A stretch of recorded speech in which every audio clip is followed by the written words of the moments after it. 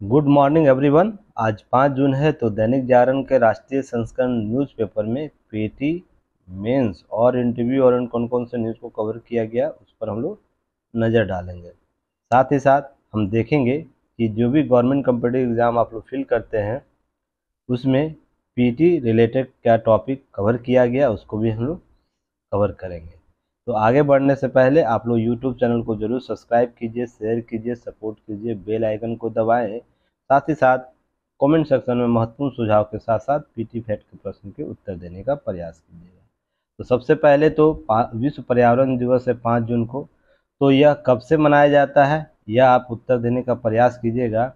किस सम्मेलन के बाद इसे आयोजित किया जाने लगा प्रत्येक वर्ष, और इस वर्ष का थीम क्या है यह भी बताने का प्रयास कीजिएगा। और वर्ष 2022 का थीम क्या था ये भी बताने का प्रयास कीजिएगा। ध्यान रखिएगा 2022 में भारत के द्वारा एक प्रयास किया गया जिस पर मैंने न्यूज एनालिसिस भी किया हूँ, तो आप उस प्रयास का नाम बताइएगा जिसमें COP26 सम्मेलन में भारत के द्वारा इसे इंट्रोड्यूस ग्लासगो में किया गया था। तो चलिए इसका उत्तर आप लोग पीटी फैक्ट के तौर पर दे दीजिएगा। और ये सब बहुत छोटी छोटी चीज़ें हैं जो आप लोग को करनी चाहिए। चलिए अब हम लोग आगे बात करेंगे। सीबीआई करेगी बालेश्वर रेल हादसे का जांच, जो शासन प्रशासन की नीतियों से संबंधित यूपीएससी के जीएस पेपर 2 में यह न्यूज़ कवर करेगा। हालांकि इस प्रकार की घटनाओं के संदर्भ में जो बातें उभर कर सामने आती है तो चिंताएं यह रहती है कि प्रशासनिक स्तर पर और संचालन के स्तर पर कौन सी खामियां हुई है। तो उस दोनों के नज़रिए से अब सीबीआई इसकी जांच करेगा। उससे पहले ध्यान रखिएगा रेलवे के जो अधीनस्थ जो रेलवे सुरक्षा आयोग होता है, जिसे हम लोग railway safety commission of railway safety बोलते हैं, कमीशन ऑफ रेलवे सेफ्टी बोला जाता है जिसे, उसके द्वारा जांच किया जा रहा था। विभागीय तौर पर बहुत सी चीज़ें उभर कर सामने आई है। रेलवे के इलेक्ट्रॉनिक्स जो इंटरलॉकिंग प्रणाली के छेड़छाड़ संकेत के नाम मिले हैं। अर्थात ध्यान रखिएगा इलेक्ट्रॉनिक इंटरलॉकिंग प्रणाली वो होती है जो सिग्नल देती है और सूचनाएं प्रदान करती है कि ट्रेन की वर्तमान स्थिति क्या है, क्या कहाँ पर ट्रैक में कहाँ है। तो इसके संदर्भ में आप लोग इसको समझने का प्रयास कीजिएगा। आप कोरोमंडल तट याद रहे, कोरोमंडल एक्सप्रेस है तो कोरोमंडल तट के नाम पे इसका नाम है एक्सप्रेस का। तो आप लोग पीटी फैक्ट के तौर पर इसे जरूर बताइएगा। भारत में कोरोमंडल की जो विस्तृत एरिया है वो किन किन राज्यों में स्थित है, ठीक ना। उसका कम से कम आप लोगों को यह जानकारी होनी चाहिए कोरोमंडल किस लिए उपयोगी है हमारे भारत संदर्भ में। तो इसके संदर्भ में आप लोग पीटी फैक्ट के तौर पर बताइएगा। आगे हम लोग चर्चा करेंगे। विशेष तरीके से जो चीज़ें बताई जाती है उसे ध्यान में रखिएगा। कुछ तो खुद से मेहनत कीजिए ताकि आप भी एक्टिव मोड में काम कर सके, ठीक है ना। तो सीबीआई के बारे में मैं पहले चर्चा कर चुका, प्रीवियस वीडियो जाके देख सकते हैं आप लोग। ध्यान रखिएगा केस स्टडी में एक नया न्यूज आया है जिसे आप लोग जरूर देखना चाहिए। खासकर बीपीएससी एस्पिरेंट जो है उन्हें तो ये जरूर देखनी चाहिए, समझनी चाहिए। भागलपुर में गंगा में बन रहा पुल भुरभुरा के गिर गया, भरभरा के, यानी कहने का अर्थ यह है कि अचानक वो धराशायी हो गया। तो उसके लिए बहुत सी चीज़ों को रेखांकित करता। प्रशासनिक भ्रष्टाचार आपको इसके साफ नज़र आते हैं कि कुछ न कुछ तो कमियां रही होंगी ना, कि पुल बनते क्रम में ही गिर रहे हैं और ये क्रम लगातार ऐसा हो रहा है कि आज यहाँ गिरा, उससे पहले कुछ दिन पहले न्यूज़ में, 1-2 महीने पहले न्यूज़ में और कहीं पुल गिरा था। ये लगातार बिहार के लिए एक चुनौती है, बिहार प्रशासन के लिए एक चुनौती है कि रेल जो इंफ्रास्ट्रक्चर है, पुल इंफ्रास्ट्रक्चर है, उसको कैसे बेहतर किया जा सके। उसके लिए मानक कुछ निर्धारित किए जाने चाहिए या नहीं। साथ ही साथ यह भी ध्यान आप लोगों को रखना चाहिए कि इससे आपको प्रशासन में भ्रष्टाचार से संबंधित मुद्दों से प्रश्न पूछा जा सकता है। जब तक मैंने याद होगा आप लोगों को पहली बार जब इस पर न्यूज एनालिसिस किया था कुछ महीने पहले ही, तो उस दिन भी मैंने बोला था ये सब घटनाएं तब होती है जब है ना तकनीकी स्तर पर प्रशासनिक स्तर पर नीतिगत फैसलों में हम लोग नज़ीर पेश करने वाले निर्णय नहीं लेते। अब देखिए इस कंपनी जो भी कंपनी बना रही है एसपी सिंगला कंपनी, जब तक इसको ब्लैक लिस्ट पूरे इंडिया में नहीं किया जाएगा ना तो तब तक इस प्रकार की घटनाएं पूरे इंडिया में नहीं बंद हो। जरूरी नहीं कि बिहार में ऐसी घटनाएं होती है, हाँ बिहार में अधिक होती है, पर अन्य राज्यों में हाल ही में आपको गुजरात में ऐसी घटनाएं देखी गई थी। तो कंपनी को ब्लैकलिस्ट करो और उस पर जो है मृत्यु दंड वाले प्रावधान चलाना शुरू करो। रीजन इसके पीछे क्यों सख्त, इतना सख्त निर्णय लेना चाहिए, तो फिर बोलिएगा कि कैसे कैसे लोग आएंगे बनाने के लिए। तो बनाने वाले जो अच्छे क्वालिटी के बिल्डर है, अच्छे क्वालिटी कंपनियां जो हर रॉ मटेरियल को बेहतर तरीके से बना रही है, इंफ्रास्ट्रक्चर को, तो वो तो जरूर बनाएगी ना। जहां अधिक लाभ कमाने के उद्देश्य से प्रयास किए जाते, इसी प्रकार के रिजल्ट आपको देखने को मिलेंगे। तो जो भी कंपनियां हैं उस पर सख्त से सख्त निर्देश, जांच प्रक्रिया पूरी अच्छी तरीके से करिए। अगर गिल्ट वो पाए जाते, अगर इसमें वो 1% के भागीदार पाए जाते हैं, तो कंपनी से लेकर जो भी संबद्ध एजेंसी है उसको क्या करना चाहिए, सख्त नज़ीर करने वाले सजा होनी चाहिए। तो इस प्रकार की घटनाएं अमूमन देखने को मिल जाएगी, कमी आएगी। ध्यान रखिएगा, यह आईआईटी रुड़की टीम इसकी जांच करेगी, तो आपको पीटी फैक्ट के तौर पर सब पूछा जा सकता है बिहार में। चलिए नेक्स्ट हम लोग बात करेंगे आगे। यमुना में एक 22 किलोमीटर लंबी मानव श्रृंखला बनाई गई है, तो इसे पीटी फैक्ट के तौर पर याद रखिएगा, ठीक है ना। चलिए आगे हम लोग बात करेंगे। देखिए छोटे छोटे प्रयासों से सुधर सकती लंबित मुकदमों की स्थिति। तो देखिए दैनिक जागरण 2 सीरीज इस पर ला चुका है, किस्त ला चुका है, 2 बार इससे संबंधित न्यूज को आपको दिया जा चुका है। तो सारे डाटा को कलेक्ट कर लीजिएगा। ये अंतिम किस्त है दैनिक जागरण का, जिसमें आपको न्यायपालिका में जो सुधार की प्रक्रिया की मांग उठ रही थी बार बार, तो उसको कैसे सुधारा जाए इसके लिए ये चीज़ें की गई है स्पष्ट। तो छोटे छोटे प्रयास सुधर सकती। तो यूपीएससी के जीएस पेपर 2 में यह टॉपिक आएगा। बीपीएससी वाले जो एस्पिरेंट है उनके पेपर आपको 2 में ही आएगा, ठीक है ना। तो ध्यान रखिएगा, इसमें बात की गई लंबित कानूनों की। तो लंबित कानूनों के बारे में डाटा आप लोगों को पहले भी दिया जा चुका है, बताया जा चुका है कितना देश में केस लंबित है और किन किन कारणों से भी है, ये सब चर्चा की जा चुकी है। तो जो लोग प्रीवियस वीडियो नहीं देखे जाके जरूर देखिए, ताकि आंकड़ों के साथ जोड़ा जा सके, चीज़ों को समझा जा सके।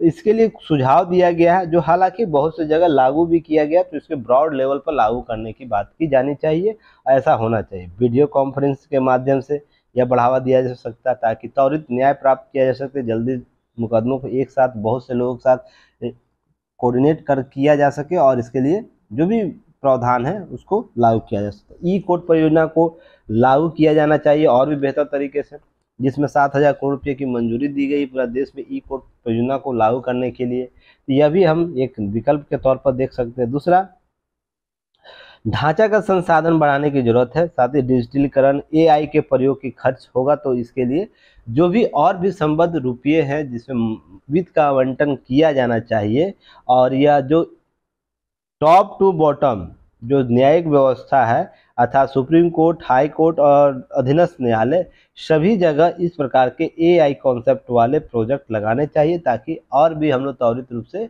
चीज़ों को स्पष्ट कर सके, प्राप्त कर सके। अब याद रखिएगा, देश भर में अदालतों का निस्तारण दर 69% है।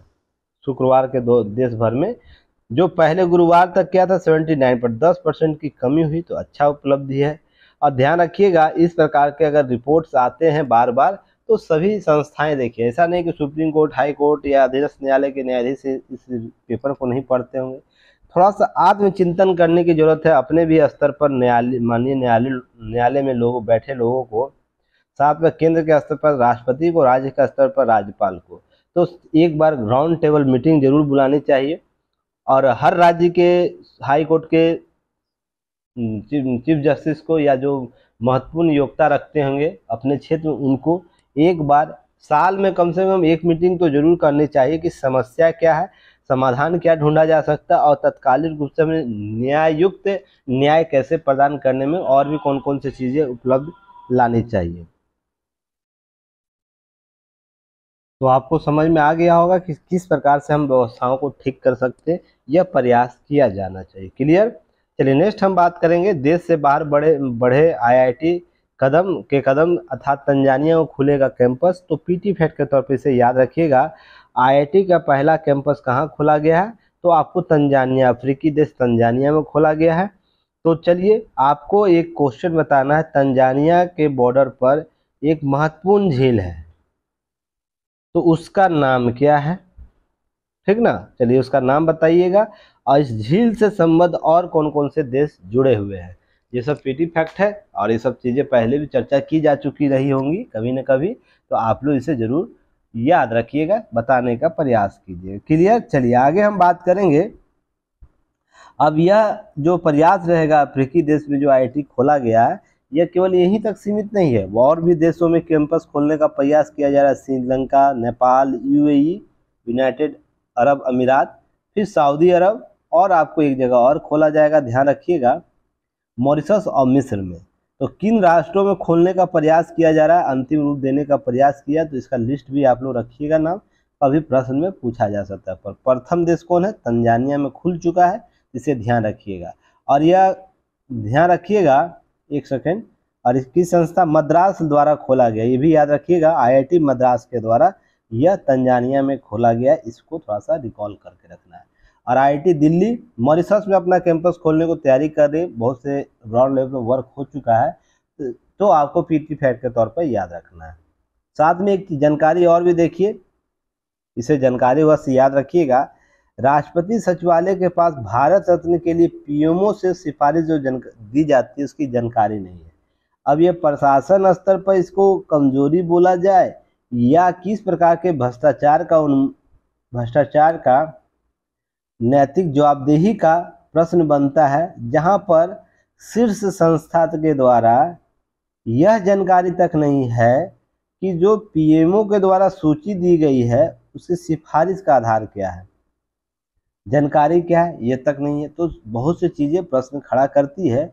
तो देखिए, राष्ट्रपति सचिवालय ने 2000 से लेकर 2023 तक, ठीक है ना, भारत में प्रधानमंत्री द्वारा जो भारत रत्न के लिए अनुशंसित प्रतिष्ठित व्यक्तियों की सूची मांगी थी, तो उसके संदर्भ में जानकारी प्राप्त की गई थी आरटीआई एक्ट के तहत। आरटीआई एक्ट 2005 के तहत होगा। तो आप लोग पहले तो पीटी फैक्ट के तौर पर आप लोग कॉमेंट सेक्शन में ये बताइएगा, आरटीआई एक्ट कब लागू हुआ था और आरटीआई एक्ट में हालिया संशोधन कब किया गया है। चलिए नेक्स्ट हम बात करेंगे इसी में। उसके पास बोला गया राष्ट्रपति सचिवालय के द्वारा उसके पास ऐसी कोई जानकारी उपलब्ध नहीं है और मेरे आवेदन को पीएमओ को हस्तांतरित कर दिया गया, अर्थात जो आवेदन था, आवेदनकर्ता उसके सचिवालय के द्वारा बात बोल के उसके बाद पीएमओ को हस्तांतरित कर दिया। अब पीएमओ ने क्या किया? गृह मंत्रालय को हस्तांतरित कर दिया। सोचिएगा, राष्ट्रपति सचिवालय आरएस, पीएमओ, फिर उसके गृह मंत्रालय को गया। गृह मंत्रालय ने क्या किया? उपलब्ध जानकारी का रिकॉर्ड को क्या किया? विभाग को भेज दिया और विभाग भेज दिया संबंध संस्था को। तो ध्यान रखिएगा, इस प्रकार से क्या होता है कि बहुत सी चीजें स्पष्ट हो जाती है कि नोडल विभाग क्या है। तो नोडल विभाग के पास भी ऐसा कौन संरक्षक है? 23 वर्षों में पीएमओ द्वारा भारत रत्न के लिए जो राष्ट्रपति को यह सिफारिश की, एक सरल प्रश्न काफी हद तक अनुत्तरित रहा। एक सिंपल सा प्रश्न आरटीआई उपभोक्ता के द्वारा यह पूछा गया कि भारत रत्न जो दिया जाता है उससे संबंध जो सूची है, तो सिफारिश जो की गई उस सूची में कौन कौन लोग शामिल है। अर्थात जरूरी नहीं एक ही लोगों को, अगर 2 लोगों को सूची दिया जा रहा तो उन्हीं की सूची शामिल होंगी, ये तो नहीं हो सकता है। तो ध्यान रखिएगा, सूची में 4-5 लोगों की होंगी। आप किसको किस आधार पर शॉर्टलिस्ट कर रहे हैं, इसकी जानकारी तो देश को होनी चाहिए ना, देश के लोगों को होनी चाहिए। पर यह किस प्रकार की अनियमितता है, इसे समझने का प्रयास कीजिएगा। पूरा महकमा जो हमारा टॉप टू बॉटम तक है, उसे यह इस तथ्य की जानकारी तक नहीं है कि उस लिस्ट में जो लोगों का नाम है वो कैसे, किस आधार पर सूची में शामिल किया गया। तो इसे समझने का प्रयास कीजिएगा। इससे यह समझ में आता है कि प्रशासन को किस हद तक सुधार की आवश्यकता है।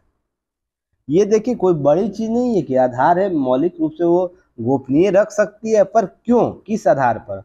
अब भारत में जैसे पुरस्कार किसी व्यक्ति विशेष को दे रहे हैं, तो एक कैटेगरिया जो बनाए हुए उसके आधार पर किन किन लोगों की शॉर्टलिस्ट किया गया और किन आधार पर किसी व्यक्ति को दिया गया है, वो तो जानकारी होने का हक है ना भारतीयों को। तो ये जरूरी है कि आप इस चीज को समझें, ठीक है। चलिए नेक्स्ट हम बात करेंगे पीटी फैक्ट के तौर पर। मणिपुर में हिंसा के जांच केंद्र बनाया गया 3 सदस्यीय आयोग। तो आपको गुवाहाटी हाई कोर्ट के मुख्य न्यायाधीश अजय लांबा की अध्यक्षता में 3 जो रिटायर्ड हो चुके हैं, ध्यान रखिएगा, पूर्व मुख्य न्यायाधीश हैं अजय लांबा, उनकी अध्यक्षता में 3 सदस्यीय जांच आयोग का गठन कर दिया गया। तो आपको पीटी फैक्ट के तौर पर पूछा जाएगा। 2 अन्य कौन है, एक आईएएस अधिकारी हिमांशु शेखर दास है और एक सेवानिवृत्त आईपीएस अधिकारी आलोक प्रभाकर शामिल है। तो आपको प्रश्न पूछा जा सकता है पीटी फैक्ट के तौर पर, क्योंकि मिजोरम घटना बहुत ही विवादित रहा है, तो इस पर आपको याद रखना चाहिए, कवर करना चाहिए। क्लियर हो गया। एक सूचना है, आप लोग से जरूर लीजिएगा संज्ञान में कि Dainik Jagran news paper analysis का आंसर राइटिंग स्टार्ट है। आपको डेली 9 बजे से पहले क्वेश्चन दे दिए जाते हैं। क्वेश्चन लिखिएगा, 11:30 में ग्रुप ओपन किया जाएगा। आप उसको मैसेज, आपका पीडीएफ आप वहाँ शेयर कर दीजिएगा और उससे रिलेटेड जो एनालिसिस में क्वेश्चन पूछे जाएंगे 5 PM में मेरे द्वारा एनालिसिस किया जाएगा। अब इस क्वेश्चन का नेचर यह रहेगा, 2 क्वेश्चन आपको लॉन्ग टाइप पूछे जाएंगे जो आपको 15 नंबर के होंगे, 250 शब्दों वाले, और 3 क्वेश्चन ऐसे होंगे जो शॉर्ट क्वेश्चन होंगे 10 नंबर के, आपको 10 नंबर वाले क्वेश्चन होंगे। तो टोटल 5 क्वेश्चन होंगे। क्वेश्चन आप लोगों को शेयर कर दिया गया होगा मॉर्निंग में ही, तो आप लोग पार्टिसिपेट कीजिए। और जल्द ही बीपीएससी का भी आपको स्टार्ट होने वाला, बीपीएससी 69 मेंस आंसर राइटिंग, बहुत बेहतर प्लान लेकर आ रहे हैं हम लोग, बहुत ही लो प्राइस में। तो आप इसमें पार्टिसिपेट कीजिएगा, अधिकतम लाभ आप लोगों को प्राप्त होगा। हम लोग अब जो भी प्रोग्राम रहता है बहुत लो प्राइस पर रखते हैं, उसके पीछे बहुत है रीज़न, यही है कि सभी स्टूडेंट तक हम पहुंच सकें जो दूर दराज तक। क्योंकि देखिए कल एक कॉल आया था, मुझे बहुत खुशी हुई है कि मेरे क्षेत्र से लोग कॉल कर रहे हैं। अब यह बहुत ही क्यों रेयर होता है कि आप जिस मोहल्ले से या जिस क्षेत्र से जुड़े हुए हैं, जिस एरिया से आप जुड़े हुए हैं, वहाँ के लोग भी आपको कॉल करके आपसे पढ़ना चाहते, सीखना चाहते, कुछ समझना चाहते हैं, तो उससे मोटिवेशन मिलता है। और बड़ी बड़ी संस्थाओं के भी स्टूडेंट कर रहे हैं। अब दृष्टि जैसे स्टूडेंट अगर हमें कॉल करके मेरे पैकेज ले रहे हैं, तो जैसे दैनिक जागरण के द्वारा लिया गया है, नाम हालांकि नहीं शेयर करूंगा, उनको कभी कभी आप लोग देख लीजिएगा, कभी समझ में आ जाएगा। तो इससे मोटिवेशन मिलता है, तो मोटिवेशन मिलने के बाद काम और बेहतर करने का प्रयास किया जाता है। कल हम लोग एक दिन मीटिंग, 1 से 2 दिन के अंदर एक मीटिंग अरेंज करेंगे सभी स्टूडेंट के साथ, और उससे हम लोग कुछ शॉर्ट लिस्ट पॉइंट को निकालेंगे। उसके बाद इस नेक्स्ट इसी मंथ से या नेक्स्ट मंथ से अपडेटेड सभी चीज़ें आप लोग की क्लासेज आने लगेंगी, शेड्यूल के साथ आएगी। तो प्रयास रहेगा कि सर प्रिंस सर भी जल्द जुड़ जाएंगे, आज वो आ जाएंगे अपने होम टाउन में। उसके बाद हम लोग एक मीटिंग रखेंगे, उसके बाद चीज़ों को कवर करेंगे, ठीक ना। कि सुबह आप लोग को पहले आपको डीसीए होगा, करेंट अफेयर्स, उसके बाद Dainik Jagran news paper analysis, फिर आपको 3 से 5 के बीच में आपको यूपीएससी और पीसीएस स्तर के मेंस आंसर राइटिंग होंगे। उसके बाद मेरे द्वारा भी आप लोगों को क्लास लिया जाएगा, बीपीएससी ओरिएंट लिया जाएगा, केवल बीपीएससी ओरिएंट, और उसके बाद फिर आपको क्लास इसी तरह चलेगी। और जो टेस्ट सीरीज रेगुलर लिया जाता है वो तो साथ में चलेगा, जिसका जिसका जैसे जैसे शेड्यूल है। तो जल्दी हम लोग एक मीटिंग करने वाले, सूचना आज या कल में आप लोग को दे दी जाएगी। तो अधिकतम लाभ आप लोग लीजिए, ठीक ना। अधिकतम लाभ जितना हम लोग सपोर्ट करते हैं शायद ही कोई संस्था करती होगी। एक कॉल में आप लोगों को चीज़ें सॉर्ट आउट करने का प्रयास किया जाता है, तो थोड़ा सा आप लोग इसका अधिकतम लाभ लेने का प्रयास कीजिएगा, ठीक है। चलिए नेक्स्ट हम लोग बात करेंगे, आगे हम लोग बात करेंगे, बहुत ही महत्वपूर्ण टॉपिक है, यहाँ से प्रश्न आपको पूछा जा सकता है, ध्यान रखिएगा। कहाँ गया जी, चलिए आइए नीचे आइए। हाँ, ये इस बार बहुत ही इम्पोर्टेंट टॉपिक है। इस बार आपके प्रश्न में, मेंस के प्रश्न में यहाँ से प्रश्न जरूर होंगे। मेंस जो क्वेश्चन होगा वो यूपीएससी का हो या स्टेट पीसीएस का, आपको इस टॉपिक से प्रश्न आने वाले हैं इस साल। क्योंकि जितनी चर्चा इस टॉपिक की इस बार हुई है ना, उतनी चर्चा पॉलिटी में किसी और पार्ट की हुई होगी, ध्यान रखिएगा। क्यों? क्योंकि लोकतंत्र को लोग है ना, लोकतंत्र को एक समय क्या बोल रहे हैं, हत्या हो जा रही है। उसी समय लोकतंत्र को लोग एक समय क्या कर, उससे जीत अपनी अर्जित कर रहे हैं, तो दूसरे संदर्भ में उसे जोड़ने का प्रयास करें। कहने का अर्थ यह है, एक ही समय में लोकतंत्र के 2 रूप भारत में समझाए जा रहे हैं, लोगों के जो प्रतिनिधि हमारे हैं उनके द्वारा। अब जब हार होती है तो क्या बोला जाता है, लोकतंत्र की हत्या हो जा रही है। अब जीत हो जाती है तो अन्य विकल्प बताया जाता है, लोकतंत्र की जीत नहीं बताई जाती है। इस प्रकार के आइडियोलॉजी को भी आपसे प्रश्न में पूछा जा सकता है, क्या यह लोकतंत्र के लिए यह जो टर्मोलॉजी यूज किया जा रहा है, इस प्रवृत्ति जो यूज किया जा रहा है, क्या वो हितकारी होगा या नहीं होगा। तो ध्यान रखिएगा, मैं किसी पार्टी विशेष की बात नहीं कर रहा हूँ, मैं एक कॉन्सेप्ट की बात कर रहा हूँ, ठीक है ना। तो यहाँ पर ध्यान रखिएगा कि हाल में आपको चुनाव हुए हैं, आपको कर्नाटक में जहाँ कांग्रेस की जीत हुई है, तो देखिएगा उससे पहले जहाँ हार हुई है, तो वहाँ पर जो बयानबाजियाँ आई थी नेताओं के द्वारा क्या आई है, और इस जीत के बाद कांग्रेस की जो बयानबाजियाँ उसके बीच का अंतर समझने में प्रयास कीजिएगा। यहाँ पर संबद्ध हार में संबद्ध जो एजेंसियां हैं, जैसे चुनाव आयोग है, बहुत सी एजेंसियां हैं, लोकल एडमिनिस्ट्रेशन है, उस पर सवालिया निशान खड़ा कर दिया गया है। यहाँ तक कि लोकतंत्र में अवसरों की जो समानता दी जाती है उस पर भी प्रश्न चिन्ह खड़ा कर दिया गया है। पर जीत जैसे ही होती है संबद्ध पार्टी के द्वारा या उनके द्वारा कोई अन्य पार्टी के द्वारा, तो क्या बोला जाता है, महंगाई भत्ता और भी बहुत सी चीज़ें हैं, उसके आधार पर हम चुनाव जीते हैं। तो ध्यान यह रखिएगा, इस प्रकार की दोहरी नीति लोकतंत्र के पिलर को कमजोर करती है, आपको यह समझने की जरूरत होगी। अब हम बात करेंगे कि देखिए यहाँ बात किया गया है, मैं अंडरलाइन करना भूल गया या किया था कि छूट गया, ये अलग बात है। चलिए, हाँ नीचे होगा, यहाँ पहले हम बात करेंगे इसमें, तब हम डाटा पर आएंगे। देखिए क्या है कि महात्मा गांधी ने यंग इंडिया को लिखा, देखिए यहाँ मर्यादित आलोचना लोकतंत्र की आत्मा है, अर्थात आलोचना भी करना है। तो याद है कुछ दिन पहले मैंने आप लोग के एनालिसिस में ये बात बोली थी कि मर्यादित आलोचना होनी चाहिए, नहीं तो युक्त प्रतिबंध लगाने चाहिए इन जनप्रतिनिधियों पर। जो भी लोग सुने कमेंट सेक्शन में बताइएगा, क्या मैं ये शब्द यूज किया था या नहीं किया था, कि आप जनप्रतिनिधि है, आपको शक्ति आर्टिकल 109 के तहत दी गई है, ठीक ना, वो असीमित तरीके से संसद के पटल पर दी गई है। यह भी सही है कि आपको यह उपयोग किया जाना चाहिए, पर उस दशा में आपके पास वो सीमाएं होनी चाहिए जिसके आधार पर आप में क्या हो रहा, जन जवाबदेहिता कायम किया जा सके। आप मर्यादित आलोचनाओं का उपयोग कर सकते हैं, मर्यादित जो भी बातें करनी मर्यादित संदर्भ में करनी, उसकी सीमा युक्ति प्रतिबंध जरूर निर्धारित करनी चाहिए संसद के द्वारा। मैंने ये बात बोला था ना कि नहीं बोला था, आप लोग कमेंट सेक्शन में बताइए, अगर बोला था तो उसके बारे में बताइएगा, क्या मैं सही दिशा में आप लोगों को स्टडी करवा रहा हूँ या नहीं करवा रहा हूँ। अब जो विचारक है, राजनीतिक विश्लेषक है, उनके द्वारा इनके बारे में जाके पढ़िएगा गूगल पर, तो समझ में आएगा ये एम के जो वर्मा जी हैं कौन है। तो मर्यादित आलोचना की बात कर रहे हैं लोकतंत्र में, वो किस संदर्भ में होनी चाहिए, जो बातें मैंने आप लोगों को समझाई थी वही संदर्भ है, बस 19-20 का अंतर है। ये थोड़ा हमसे, राजनीति विश्लेषक है या स्पेशलिस्ट है तो हमसे ज़्यादा उन्नत शब्दों का उपयोग किए होंगे, हम थोड़ा सा औसत दर्जे के विश्लेषक हैं, तो क्या है कि हम आपको उसके संदर्भ में समझाए जो यूपीएससी एस्पिरेंट के लिए जरूरी है। तो ध्यान रखिएगा, आपको यंग इंडिया में लिखा गया है कि अनुशासित प्रबंध लोकतंत्र विश्व की सबसे बेहतरीन चीज़ है। क्या मैं ये लाइन आप लोगों को नहीं समझाया था कि अनुशासित होनी चाहिए तभी लोकतंत्र के पिलर मजबूत होता है, मैं ये शब्द यूज किया हूँ ना।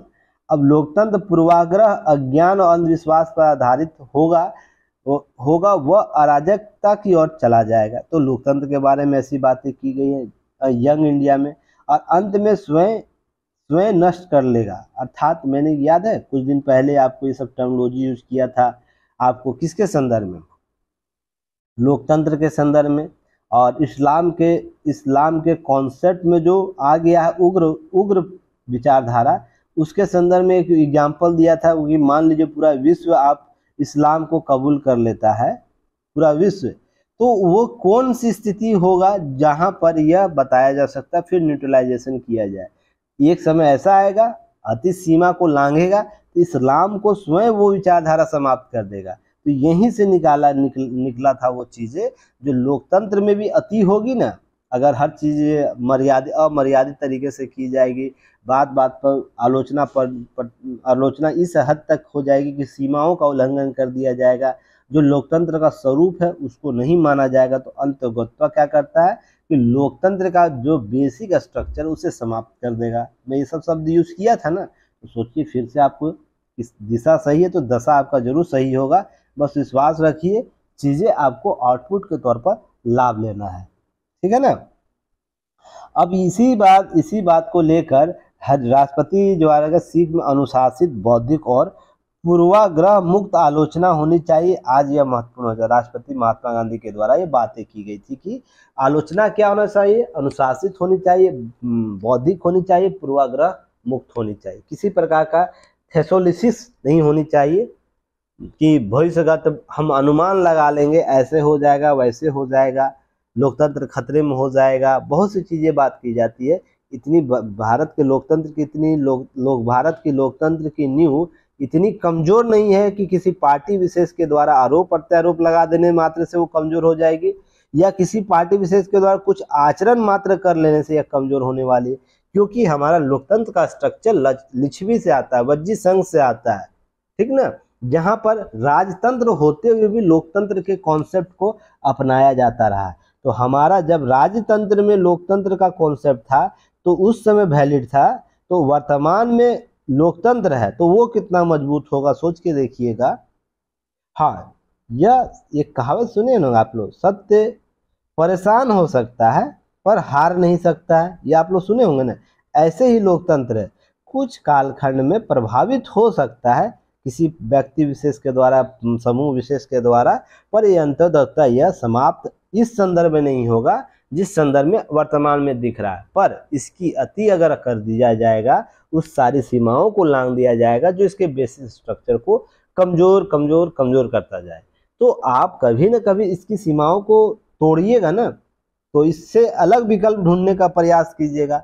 याद कीजिए, पहले देश में राजतंत्र होता था ना, उसके बाद क्या आया, लोकतंत्र आया। लोकतंत्र में विभिन्न रूप आया। विभिन्न रूप क्या है, समाजवादी है, उसके विकल्प में एक साम्यवादी भी कॉन्सेप्ट चलता है, उसके लोकतंत्र चलता है ना। और तो इसे समझने का प्रयास करें, ब्रिटेन का राजतंत्र चलता है, और सभी में कुछ न कुछ लोकतंत्र के स्वरूप देखने को मिलते हैं।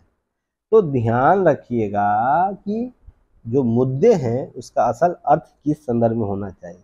अब बात यहाँ की जा रही है, बस पार्टी का नाम इसलिए लिया जा रहा है कि उनके द्वारा ये बातें की जा रही है। अब देखिए, भारत जोड़ो यात्रा चलाई गई थी, भाजपा जीवन मूल्यों को प्रहार कर रही है, संविधान को नष्ट कर रही है, लेकिन यह बताना भूल गए कि उसी परिवेश में कांग्रेस कर्नाटक में कैसे जीत गई। जो मैं आप लोगों को बात बोला अभी शुरू में कि एक तरफ अगर भारत जोड़ो आंदोलन के दौरान ये पूरी प्रचार की गई कि देश टूट रहा है, संविधान नष्ट हो रहा है, तो इसका मतलब कर्नाटक में आपने जीत किस आधार पर लिया, लोकतंत्र टूट गया इस आधार पर, या लोकतंत्र जीवित है, आपको अवसर मिला, जनता के जनार्दन के द्वारा आपको बहुमत दिया गया इस आधार पर ना। तो इसका मतलब लोकतंत्र के अंश जो आपको जीवित है, बस आपके आइडियोलॉजी में थोड़ा परिवर्तन करने की जरूरत है। कुछ सोचने समझने और कुछ थ्योरी को अगर डेवलप करना चाहते हैं उसके लिए पूरा परीक्षण कीजिए, क्या असर आने वाले समय में देगा। तो ध्यान रखिएगा, इससे क्या होता है, वह कहते हैं कि महंगाई, बेरोजगारी और बढ़ती सामाजिक वैमनस्यता से ध्यान भटकाने के लिए प्रधानमंत्री मोदी ने नवीन संसद का निर्माण किया, शेंगोल को स्थापित किया, उसे दंडवत किया। अब बताइए, इस प्रकार के राहुल गांधी पर जब शिष्टाचार के लक्ष्मण रेखा तोड़ी, तब उन्होंने कहा कि मोदी सब कुछ जानते हुए ईश्वर भी सृष्टि की रचना गुमराह कर सकते हैं। ध्यान रखें, कितनी बड़ी बात है, यह सीमा बताना चाहता कि आपकी परिपक्वता कितना है। वो देश का पीएम है, और देश का पीएम तब तक आपका पीएम है जब तक उसे जनता जनार्दन द्वारा सपोर्ट किया जा रहा है। आप राजनीतिक आइडियोलॉजी को डेवलप कीजिए, विचार कीजिए, व्यक्तिगत टिप्पणियां मत कीजिए। ये व्यक्तिगत टिप्पणियां करेंगे तो फिर आपके व्यक्तिगत टिप्पणियों में जब सेंधमारी होगी तो आपके पेट में दर्द होगा। ये समझने का प्रयास कीजिएगा। दोनों स्थितियां क्या है, दोनों स्थितियां आपको लोकतंत्र के लिए खतरा है। अगर विपक्ष के पेट में सेंधमारी की जाती है, उनके पुराने व्यक्तिगत टिकट टिप्पणी करेगा तो इससे भी लोकतंत्र खतरा में होगा। और अभी पक्ष जो कार्य कर रहा है उसमें अगर अति से ज़्यादा नकारात्मक बातों को ढूंढने का प्रयास कीजिएगा तो वहाँ भी लोकतंत्र के खंभे मजबूत नहीं होकर कमजोर ही होंगे। तो ध्यान रखिएगा, आपको यूपीएससी एस्पिरेंट के तौर पर क्या समझना है, पॉजिटिव बातों को लेना है, ठीक है ना। तो क्या नहीं करना चाहिए, इसके लिए प्रयास किए जाने चाहिए, ये सब बात आपसे पूछा जा सकता है। अब ध्यान रखिएगा, फिर देश में कांग्रेस का सफाया क्यों होता जा रहा है, क्यों वरिष्ठ नेता पार्टी में छिटक रहे हैं। वहाँ उपस्थित नेताओं श्रोताओं को राहुल से कोई सवाल पूछने पर राहुल जैसे उन सवालों को समझ ही नहीं पाए, ये सब बातें की है। तो ये पॉलिटिकल बात है, इनका विचार हो सकता है। अब करोड़ों भारतीय की नफरत की दुकान खोलकर बैठे हो, उनके दूरगामी परिणाम होंगे, संपूर्ण राजनीतिक इकोसिस्टम नकारात्मक रूप से प्रभावित होगा। और यह केवल देखिए, ध्यान रखिएगा, ये केवल एक आइडियोलॉजी के विरुद्ध में नहीं है। अब मैं इसके संदर्भ में बातें करता हूं तो समझ में आइएगा। आम आदमी पार्टी है, मैं स्पष्ट तौर पर बातें करूंगा, कुछ लोग टीका टिप्पणी जरूर करेंगे कि राजनीतिक तटस्थ होना चाहिए। तटस्थता तब होती है जब पार्टियां तटस्थ होती है ना, उनके विचार तटस्थ होते हैं। आम आदमी पार्टी बनने से पहले जब भ्रष्टाचार के लिए आंदोलन, अन्ना हजारे के आंदोलन हो रहे थे, तो एक बार आप लोग क्या कीजिएगा, यूट्यूब पर जाइएगा, अरविंद केजरीवाल जो वर्तमान सीएम है दिल्ली केंद्र शासित प्रदेश के, उनके भाषणों को सुनिएगा। उनके द्वारा क्या बातें बोली जाती थी भ्रष्टाचार के मुद्दे पर, वर्तमान उसमें जो समस्याएं थी उनके संदर्भ में, और वो लोग क्या कर रहे हैं, वर्तमान में उन्हीं लोगों से मिल रहे हैं जिनका ये उस समय विरोध किया करते थे वैचारिक तौर पर। तो या तो अरविंद केजरीवाल के आइडियोलॉजी में चेंज हो चुका है, या तो वह अवसरों को अपने फेवर में करना चाहते, दो ही चीज हो सकता है। तो ध्यान रखिएगा, इस प्रकार का विचारधारा कहीं न कहीं लोकतंत्र को प्रभावित करता है, और हर वो लोकतंत्र के खंभे को कमजोर करने का कार्य पक्ष विपक्ष के द्वारा समय समय पर किया जाता रहा है। तो इसे समझने का प्रयास कीजिएगा। अब इसके अतिरिक्त जानकारी यह रहनी चाहिए आपको कि संविधान से चलता है भारत। हाँ, एक यहाँ पे एक चीज बताना चाहूंगा, आप इसे एक बार थोड़ा सा करेक्शन कर लीजिएगा। यहाँ पर लिखा हुआ 448 अनुच्छेद भारतीय संविधान में, और इस आधार पर विश्व की सबसे बड़ी लिखित संविधान है। ध्यान रखिएगा, यह सैद्धांतिक रूप से सही नहीं है, सही आपको लिखा हुआ नहीं है। रीजन उसके पीछे 395 अनुच्छेद है, तो हमारा संविधान में है ना 12 अनुसूचियां है ना, और 25 भाग है, इतना ही है। अगर कोई व्यक्ति विशेष आपसे पूछे कि 396 अनुच्छेद क्या है, तो आप नहीं बता पाइएगा। 400 अनुच्छेद क्या है, ये भी नहीं बता पाइएगा। तो यह सैद्धांतिक स्तर पर गलत है। आपसे कभी प्रश्न अगर कहीं पूछते हैं, बताते हैं, तो ये मत लिखिएगा कि हमारे संविधान में अनुच्छेदों की संख्या 448 है। रीजन उसके पीछे, हम यह बोलचाल की भाषा में यूज करते हैं कि मान लीजिए समय समय पर संशोधन होके अनुच्छेद 3 का part A B C D के अतिरिक्त भी जुड़ा। ऐसे ही बहुत से अनुच्छेद में (a)(b), 1 का a 1 का b इस तरह जुड़ता है ना, उससे भी हम क्या मान लेते हैं, अनुच्छेद मान लेते हैं। ध्यान रखिएगा। तो यह बोलने के लिए, लोग समझाने के लिए कि हमारा बिग संविधान है, इसके लिए बातें कर देता, पर सैद्धांतिक स्तर पर सही नहीं है। अगर प्रश्न कहीं पूछे तो आपको ये बताना है। क्लियर ना? चलिए आगे हम बात करेंगे तो संविधान में क्या चलता है। तो संविधान बहुत सी चीज़ों से चलता है। अनुच्छेद 75(3) क्या बोलता है? 75(3) यह बोलता है कि मंत्री परिषद लोकसभा के प्रति सामूहिक रूप से उत्तरदायी होगा। अनुच्छेद 112(17) के तहत प्रावधानों के तहत वित्त पर संसद का नियंत्रण होगा। प्रत्येक सदन प्रक्रियाओं, नियमावली और प्रशासनिक और वित्तीय नियंत्रण को स्पष्ट करता है। उसी तरीके से आपको अनुच्छेद के तहत ध्यान रखिएगा, शक्तियों का स्पष्ट बंटवारा कहाँ किया गया, तो ध्यान रखिएगा इसके लिए कानून बनाने संसद, न्यायिक पूर्वालोकन, न्यायपालिका और नागरिकों संबंधित विषय कार्यपालिका को अधिकार दिए गए, और शक्ति पृथकीकरण के सिद्धांत को अपनाया गया। ध्यान रखिएगा, अनुच्छेद 122 के तहत संसदीय कार्रवाइयों में न्यायिक हस्तक्षेप नहीं करने का उल्लेख है।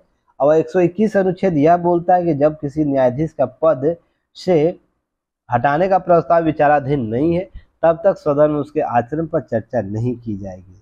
सोच के देखिए, न्यायपालिका के हस्तांतरण की जो बात की, शक्ति पृथकीकरण की बात की गई, वहां पर जब तक विचाराधीन नहीं रहेगा संसद में 121 आर्टिकल के तहत, तो किसी न्यायाधीश का चर्चा तक नहीं किया जाएगा संसद के पटल पर। इसे भी समझने का प्रयास कीजिएगा।